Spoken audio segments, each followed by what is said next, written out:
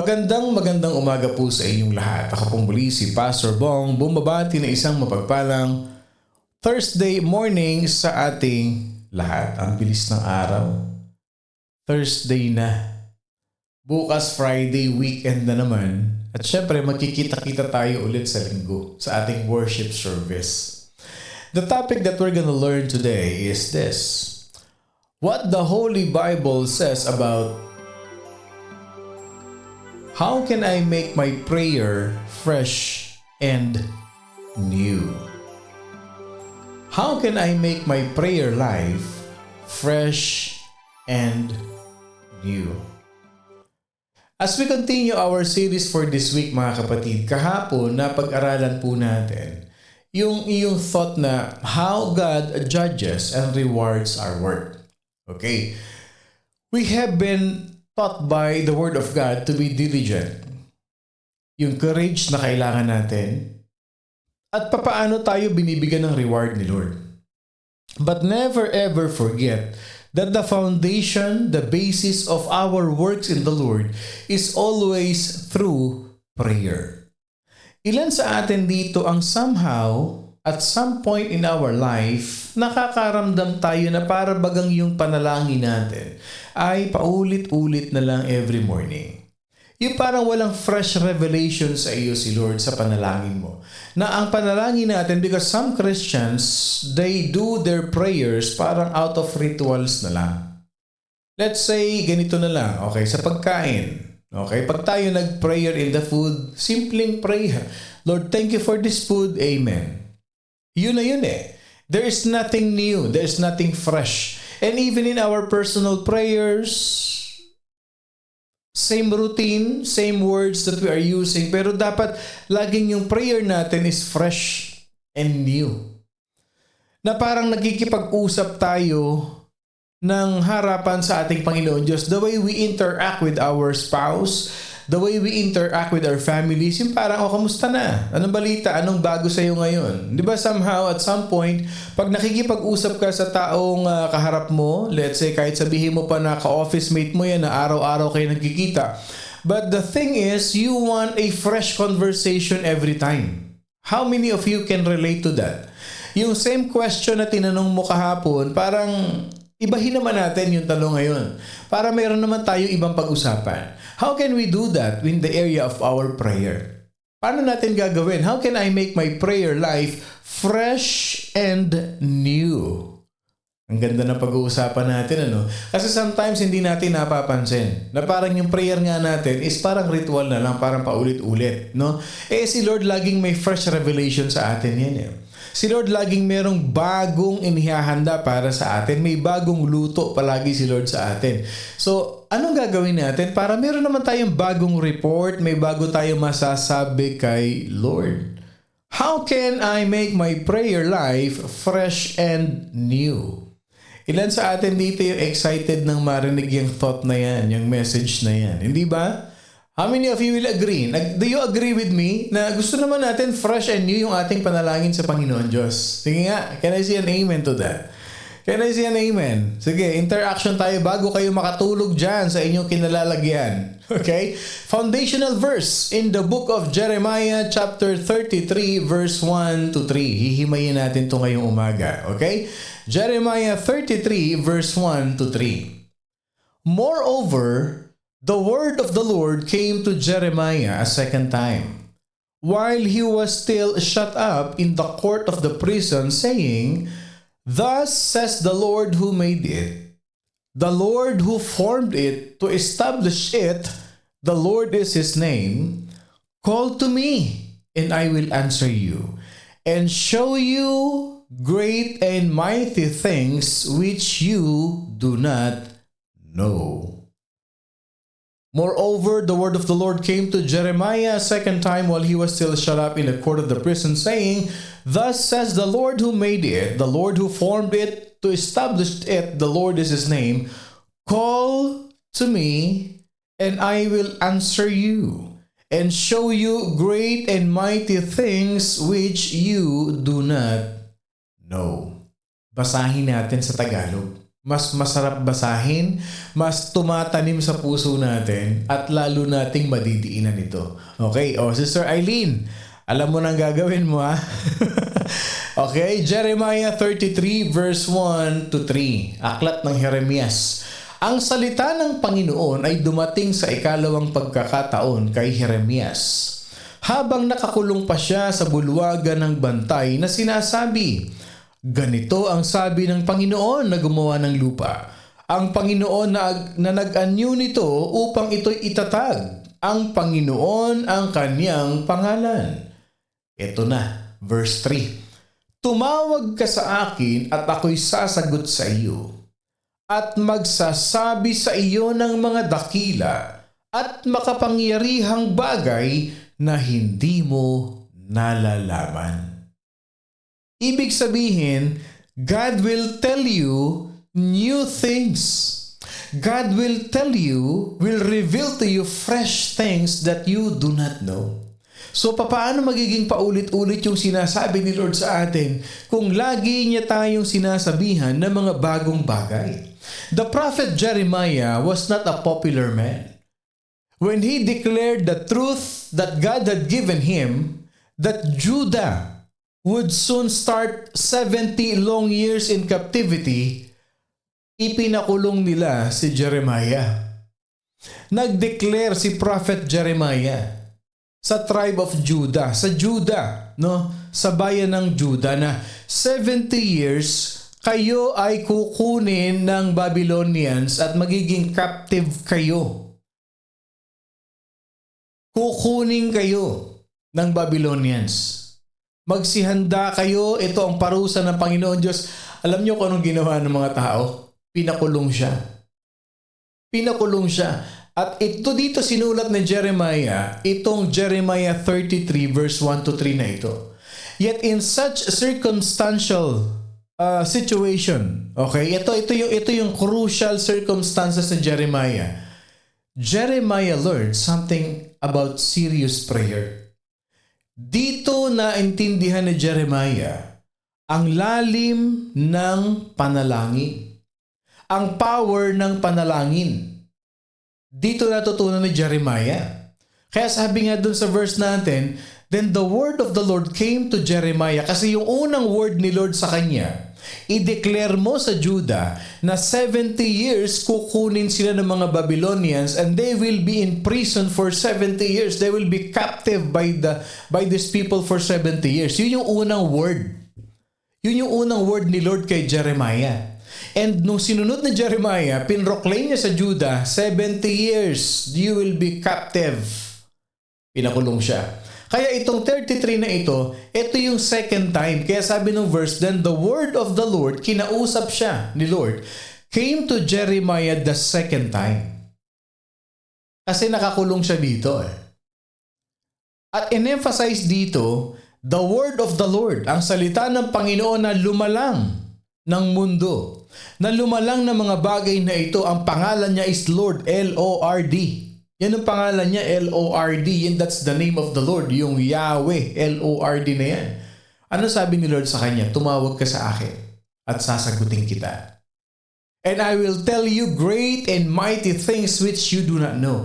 Church, prayer is a very real part of a very important relationship with God. Old Testament, pagbabasihan natin dito ang power ng prayer. Bakit? Kasi dapat ang prayer natin sariwa. Our prayer to God is always fresh and always new. We do not pray just for the sake of prayer. Hindi. We pray for the sake of our intimate relationship with God. Sometimes, yung makipagkwentuhan ka lang kay Lord, that's a prayer. Yung nag-a-update ka lang kay Lord, you are praying to God. You are giving thanks to God. Na kahit pa nga hindi ka humihingi kay Lord sa prayer mo, being thankful, being grateful to the wonders and the miracles of God in your life is a prayer. Yun yung prayer na fresh and new. Yung bang meron kang na-achieve, meron kang na-receive sa buhay mo, and then you go into a certain part or a quiet place at sabi mo, Lord, hindi ko po ini-expect to, Panginoon Diyos, pero salamat po sa binigay niyong biyaya sa akin, Panginoon. Lord, hindi ko po ine-expect ito, Lord God, pero alam niyo po, Lord, sobrang sarap ng pakiramdam ko ngayon, Lord. Thank you, Lord God, sa ito pong nangyari sa buhay ko ngayong umaga na ito. Lord, thank you so much. Yan yung fresh and new. Yung bang nire-report mo kaagad kay Lord yung nangyayari sa'yo every minute of your life. Kaya nung nakakulong si Jeremiah, sabi ni Lord sa kanya, tumawag ka sa akin, sasagutin kita. Gusto mo bang itanong sa akin kung bakit ka nakulong, sumusunod ka lang naman sa akin?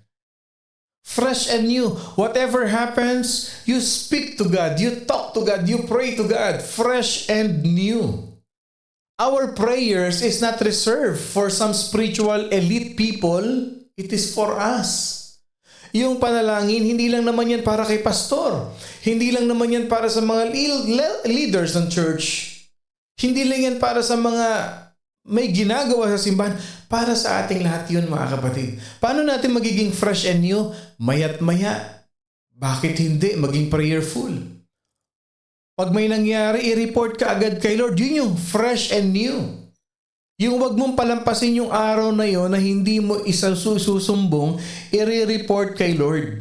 Para bang yung itinerary natin every time we accomplish, something happens, meron ka unang pagsasabihan kay Lord kaagad. Kay Lord kaagad. Same thing with sa asawa natin. Hindi ba? Pag may nangyari, di ba, tuwan-tuwa ka, kinukuha mo kaagad yung cellphone mo, idadial mo kaagad yung number ni best friend mo, idadial mo yung number ng ni wifey or ni hubby, at nire-report mo agad, darling, honey, hindi ba? Ganun yun eh, mahal. O listen to this, I have good news for you. Kasi gusto mo yung balita, fresh and new, malaman niya kaagad. Parang yan, wala pinagkaiba to sa mga marites. Pag may narinig ka agad, pag may nakita ka agad, tatawag ka agad. Habang sariwa ang balita kasi pag dumating ng hapon, panis na yung balita. Hindi ba? Maganda fresh na fresh pa. Bakit hindi natin gawin yung panalangin natin? Always make it fresh and new sa Panginoon Diyos. O hindi nyo alam yun, Kaya ang ganda nakikinig ng morning devotion. Very practical and very simple, yet some people, they neglect to do it. Yung para bang kung merong makakaalam ng huling balita, si Lord. Ang kailangan mauna, si best friend. Ang kailangan mauna, si wifey, si hubby. Si Lord muna, ipaalam natin muna kay Lord. Siya muna ang unang sabihan natin. Sabi ni Elma, minsan nasasabi ko kay Lord, pasensya na po kung lahat ay nire-report ko sa inyo. Okay pala yun. Of course, okay yun lahat eh. Kaya nga sabi, di ba, in all your ways, in all, everything, do it for the glory of God. Even yung ginagawa natin, nangyayari sa atin, sinasabi natin, yun kay Lord. Kay Lord yun. At God will never be irritated to us kahit maya't maya pa tayong nagre-report sa Kanya. Mas gusto ni Lord yun. The more you seek Him, the more you will find Him. At ano sabi ni Lord? I will tell you great and mighty things which you do not know. Call to me and I will answer you. Hindi naman nila ni Lord na I will answer you if I am available. Hindi, tayo lang yun. It is a very important part of our life, yung ating real prayer or yung ating fresh and new prayer. Hindi yan reserved lang sa magaling manalangin, magaling mag-pray. Now, I'd like to share to you a 3 principle within this verse. Sabi ko sa inyo, hihimayin natin kanina. O binigyan ko na kayo ng background. O yung verse 1, anong background nun? Nakakulong siya. Second time ito. Pangalawa, in-emphasize, sino yung kausap niya? Sino yung kumausap sa kanya? Si Lord mismo. Mismong si Lord na nag-create, lumalang ng langit at lupa, who created heavens and the earth. At ano yung verse 3? Yung principle sa pag-aaralan natin. Okay, first principle, number 1, sabi ni Lord, call to me. Call to me. First, God says, call to me. He wants to hear from you. He wants to hear from you. Bakit? His loving, His all-powerful heart always desires to hear your innermost thoughts and feelings. Yun ang gusto ni Lord. Ang puso ni Lord, naka-open palagi yan. At gusto ni Lord, mairinig. Ang gusto ni Lord, itaas mo sa Kanya, ilapit mo sa Kanya yung pinakamalalim, yung pinakamasakit, yung pinaka-deep feelings na nararamdaman mo, whether it is happiness, or it is frustration, or whatever it is that you feel, He wants to hear from you. O sabi ni Tito Man, in all your ways, acknowledge Him and He will direct your path straight. In all your ways. In all your ways, mga kapatid. He wants to hear from you. In the hard times, He wants to hear from you even when life is going smooth sa buhay natin. Alam niyo mga kapatid, si Lord hindi spare tire yan. Na kung kailan lang tayo mafaflatan, saka lang natin inilalabas. Saka lang natin gagamitin. Hindi. Hindi spare tire si Lord. Sa sasakyan, si Lord ang driver. Pasahero ka lang. That's the truth. At hindi mo pwedeng sabihin sa driver mo na si Jesus na kung saan pupunta kasi alam niya kung saan kanya dadalhin. All you have to do is to thank Him and be grateful to Him and be submissive to Him. Yun yung prayer na fresh and new. O sabi ni Irma, kay Lord na lang magbalita kasi siya di nagsasawang makinig kahit ano pa yan. O be honest and share our true feelings, doubts, and fears with God. Si Lord po ang laging sumbungan, hindi ang tao. Ngayon nga sa Pilipinas, napalitan na ang sumbungan. Imbis na kay Jesus Christ na, kay Tulfo na daw isumbong. No? Pero syempre una, si Lord. Gagamit lang si Lord ng mga tao na tutulong sa atin. Ano ibig sabihin nito? Sabi ni Lord, call to me. Call to me.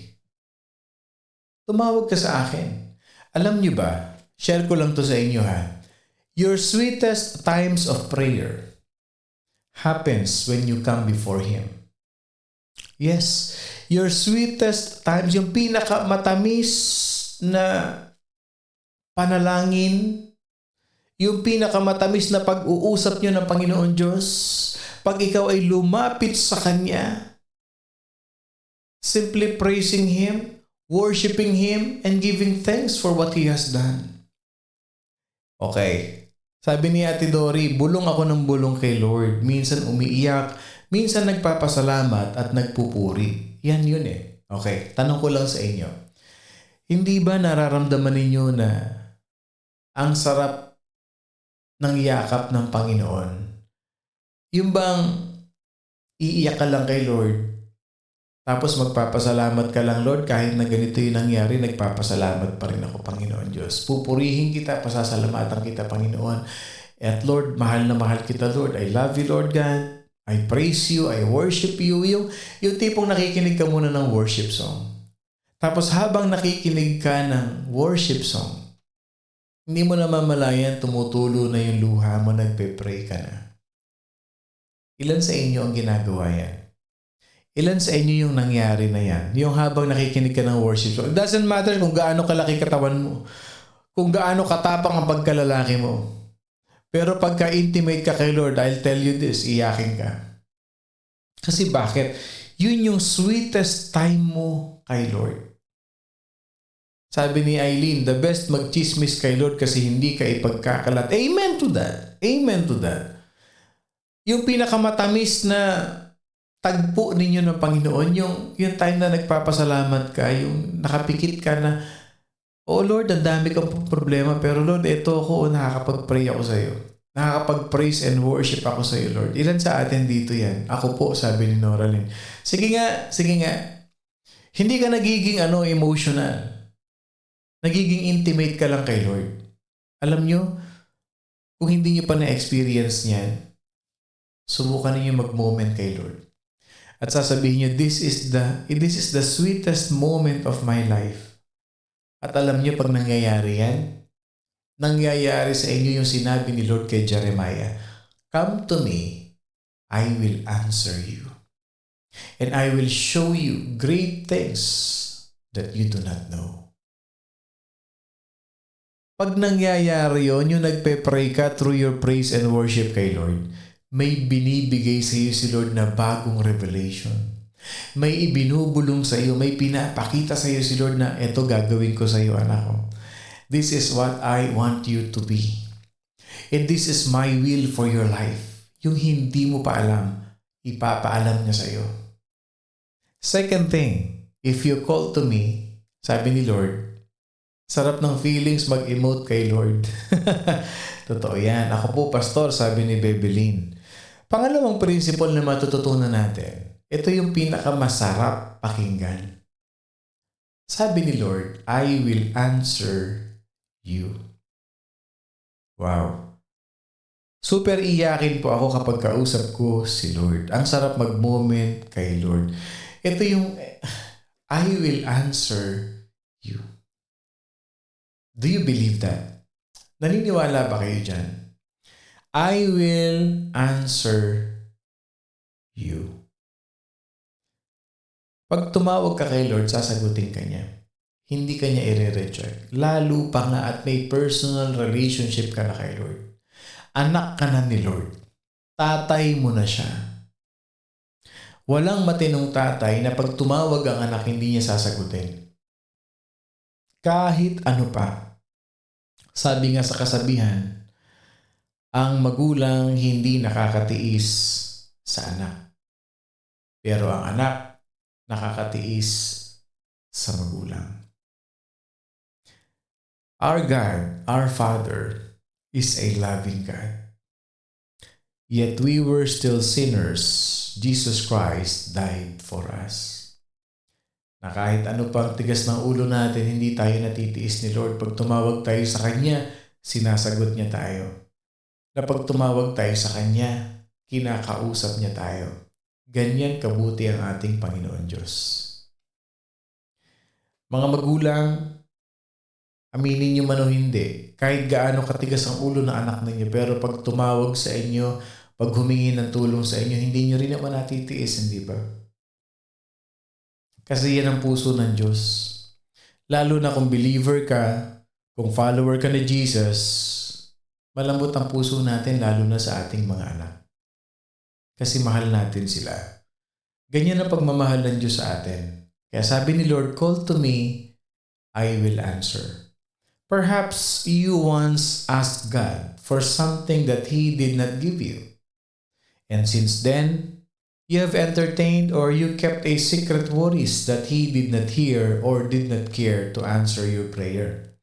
Ibig sabihin, sometimes may panalangin tayo na akala natin hindi sinagot ng Panginoon Diyos. Nagtampo tayo sa Panginoon kasi hindi mo naman pinakinggan, Lord eh. Kasi hindi mo naman sinagot yung panalangin ko, Lord. Ayan, nangyari tuloy ito sa buhay ko. But God Himself says to you, hindi sinungaling si Lord. At pag sinabi ni Lord, ginagawa niya. Sabi niya, I will answer you.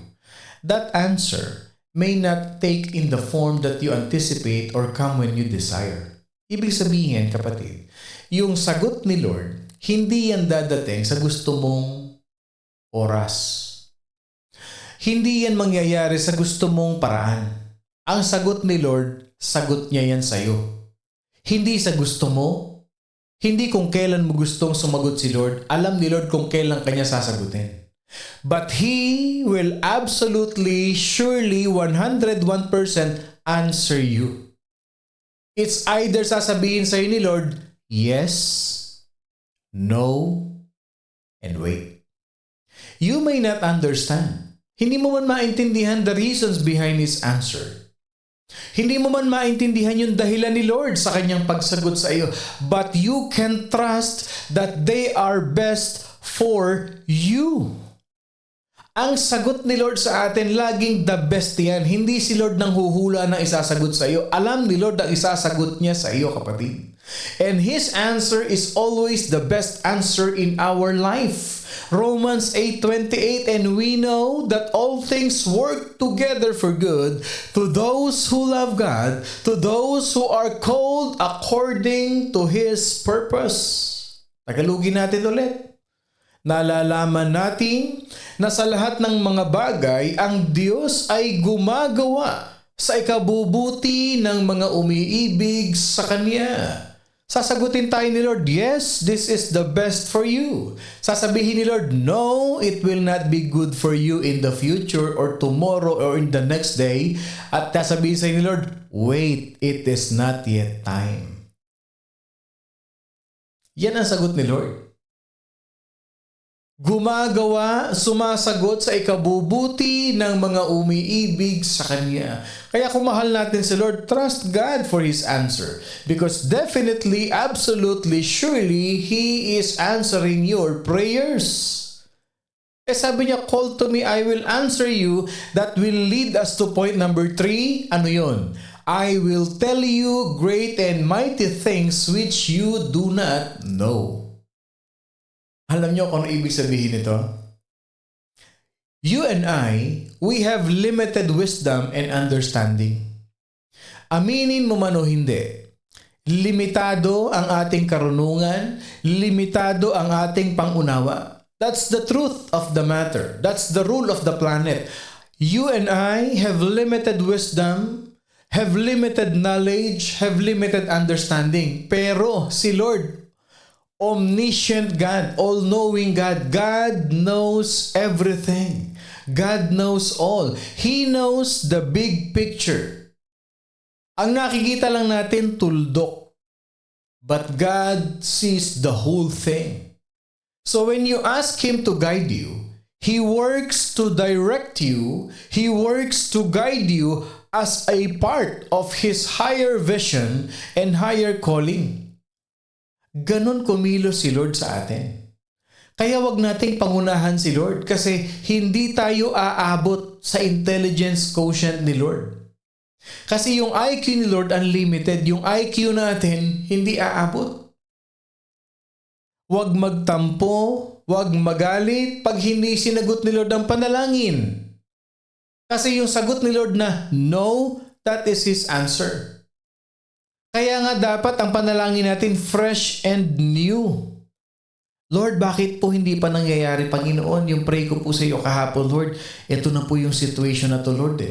Pero alam ko, Lord, nagtitiwala po ako sa iyo, Panginoon, that there is something behind these things, the circumstance that you want me to learn, Lord God, and I will submit to you.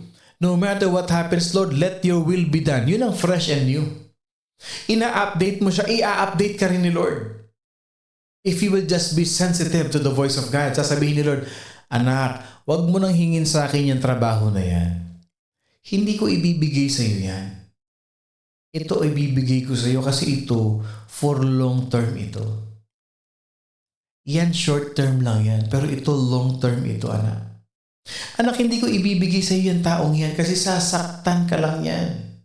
Ito ibibigay ko sa iyo, hindi man pogi, pero mabait. Hindi man mayaman pero maka-Diyos. Maka-Diyos na masipag pa. Anak, ito ang para sa iyo. Ito ang ibibigay ko sa iyo, anak. Beyond your expectations. Because I know everything. I can see the future, but you cannot. And if you take the first step of calling out to Him, giving your fresh prayer, giving your new prayer is becoming an important part of your dynamic relationship with the Almighty God. So, anong dapat natin gawin? 3 principles. Call to me. I will answer you. And I will show you, I will tell you great and mighty things which you do not know. Gawin mo na. Do it today. Because the Lord is waiting to hear your voice.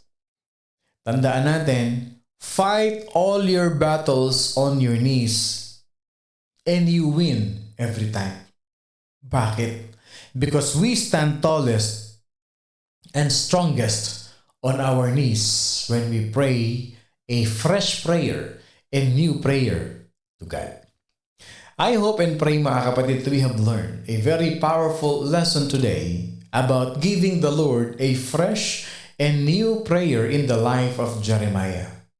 Let this be an inspiration and encouragement to us na ang panalangin natin hindi nagiging ritual. Kung hindi, kung ano ang nasa puso, ano ang nasa laman ng puso natin, every moment, every hour, every day of our life, yun ang itaas natin sa Panginoon Diyos.